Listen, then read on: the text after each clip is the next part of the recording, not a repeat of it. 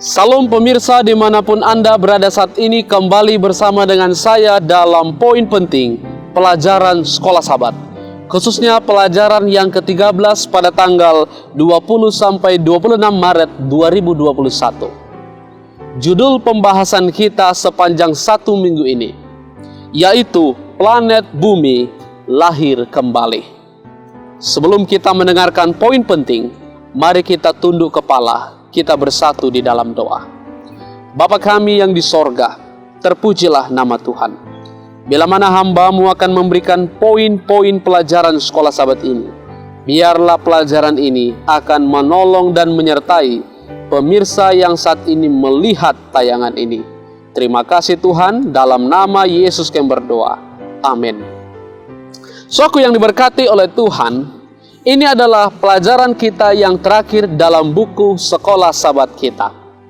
Kita sudah banyak mempelajari khususnya tentang buku Yesaya.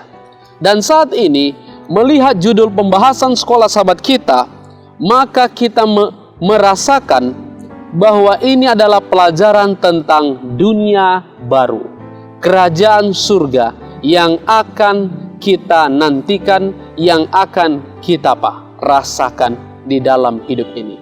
Saudara yang berkati oleh Tuhan, kalau saudara sudah banyak melihat pelajaran Yesaya, mereka sudah merasakan penderitaan, tetapi di akhirnya ada janji keselamatan yang ditawarkan kepada mereka, dan itu juga menjadi bahagian kita. Poin penting kalau kita melihat di Sabat petang, yaitu kutemukan hidup yang baru dalam Yesus. Saya mau katakan, kalau saudara hidup yang baru dalam Yesus, maka tidak akan ada lagi hal-hal yang lama yang saudara akan ingat-ingat di dalam dunia itu.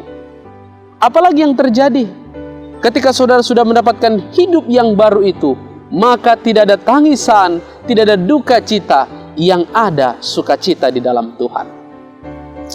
Hari Minggu, langit yang baru dan bumi yang baru. Janji ini bukan nanti saudara. Janji ini sudah diberikan. Mungkin bila mana jauh sebelum saudara lahir, janji ini sudah ada.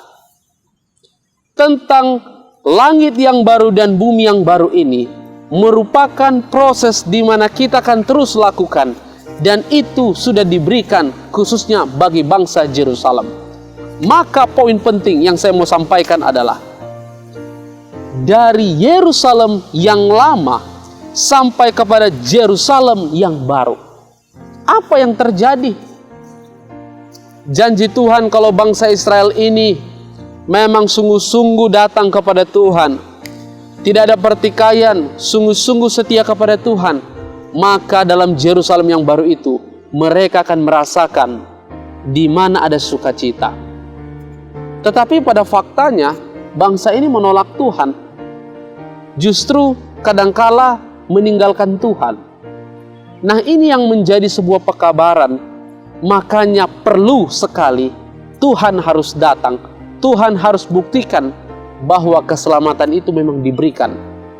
Dan kita akan pelajari dalam pelajaran ini, rupa-rupanya yang selamat itu bukan hanya bangsa, khususnya yang ada di Israel, tetapi kita yang memilih Dia sebagai juru selamat. Hari Senin, magnet ilahi. Nah, ini yang saya katakan. Kalau saudara baca dalam Yesaya 66 ayat 1-19, di situ jelas dinyatakan bagaimana rupa-rupa kedatangan Tuhan. Apakah hal-hal yang terjadi dalam kedatangan Tuhan itu? Saudara akan melihat di dalam pelajaran magnet ilahi ini, Tuhan menarik dari bangsa-bangsa lain, orang-orang lain, untuk datang kepadanya, menyambut Dia, bahkan membantu khususnya pekerjaan Tuhan, memberitakan pekabaran kepada setiap orang. Poinnya, Allah mampu menarik setiap orang yang akan datang kepadanya. Jangan khawatir, jangan takut kalau pekerjaan Tuhan ini kita ragukan. Bagaimana hidup saya? Bagaimana hal-hal yang saya dapatkan? Jangan takut. Karena Tuhan bisa mampu lakukan pekerjaannya tanpa saudara. Tetapi kenapa Dia membutuhkan kita? Supaya kita dididik, supaya kita dilatih. Pelajaran kita selanjutnya, kita akan belajar tentang komunitas iman. Saya akan sampaikan. Dan dalam hal ini, hidup kita akan semakin dekat kepada Tuhan. Magnet ilahi harus kita rasakan. Selasa, misionaris dan pemimpin ibadah. Poinnya, melayani Tuhan bukan karena identitas. Kalau saudara tidak punya keluarga seorang pelayan Tuhan, maka saudara akan sedikit ragu untuk melakukan pekerjaannya. Saudara tidak punya pengalaman dari keluarga saudara. Jangan takut saudara. Karena Tuhan mau orang yang melayaninya adalah orang yang sudah merasakan keselamatan di dalam Tuhan. Benar-benar percaya bahwa Tuhan mampu menyelamatkan. Itu sebabnya melayani ini adalah keharusan setiap orang. Bukankah setiap orang sudah diselamatkan oleh Tuhan? Diberikan jaminan oleh Tuhan, khususnya saudara yang percaya kepada Yesus. Ada janji keselamatan. Dan di hari Rabu komunitas iman. Poin yang menarik, jika kita sudah belajar di hari Rabu, gereja akan bertumbuh dengan baik. Karena gereja berada dalam orang-orangnya. Jika kita memiliki iman yang kuat dan bersatu. Saya ulangi sekali lagi. Gereja akan bertumbuh dengan baik jika kita memiliki iman yang kuat dan bersatu. Pada waktu kita mau merintis sebuah gereja, perlu iman yang kuat dalam komunitas itu. Perlu ada hubungan yang baik antara kekeluargaan dalam satu anggota gereja itu. Komunitas itu benar-benar harus kuat. Sehingga perbedaan-perbedaan yang bisa mungkin merusak gereja ini tidak terlalu signifikan. Karena mereka tetap berhubungan satu dengan yang lainnya di dalam komunitas iman dalam Tuhan. Jadi dalam hal ini kita tidak perlu takut. Karena Tuhan selalu menyertai komunitas iman di dalam hubungan kita. Penekanan yang saya berikan adalah, biarlah gereja itu dapat bertumbuh di dalam kebenaran Tuhan. Hari Kamis, demikianlah keturunanmu dan namamu akan tinggal tetap. Ini merupakan janji, jaminan yang Tuhan sediakan kepada setiap orang yang percaya. Keturunan kita akan tinggal tetap. Dan nama kita akan juga tinggal tetap. Poinnya saudaraku, Yerusalem baru tidak akan memberikan tangisan atau duka cita, melainkan sukacita kekal. Saudara coba tertawa, saudara coba senang. Saya rasa tidak akan selalu senang setiap hari. Kadangkala kita akan selalu diganggu oleh tangisan yang lain, oleh penderitaan yang lain. Bagi Anda orang muda, mungkin Anda merasakan putus cinta. Ya, mungkin Anda merasakan hal yang tidak baik dalam kantor, perusahaan.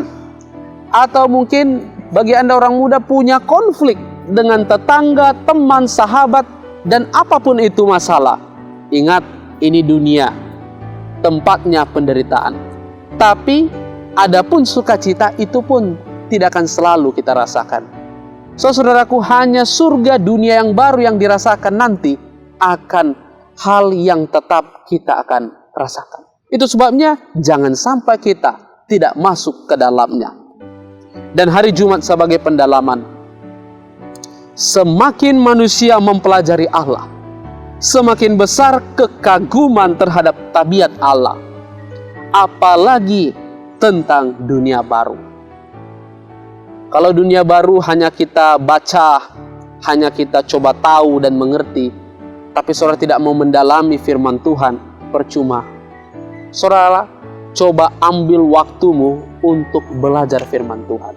Supaya engkau tahu bagaimana kasih Tuhan, bagaimana tabiat Tuhan yang harus kita ikuti dalam hidup ini. Semoga poin penting pelajaran yang sederhana ini, yang sangat penting ini, bisa menolong dan memberkati saudara. Tuhan Yesus memberkati.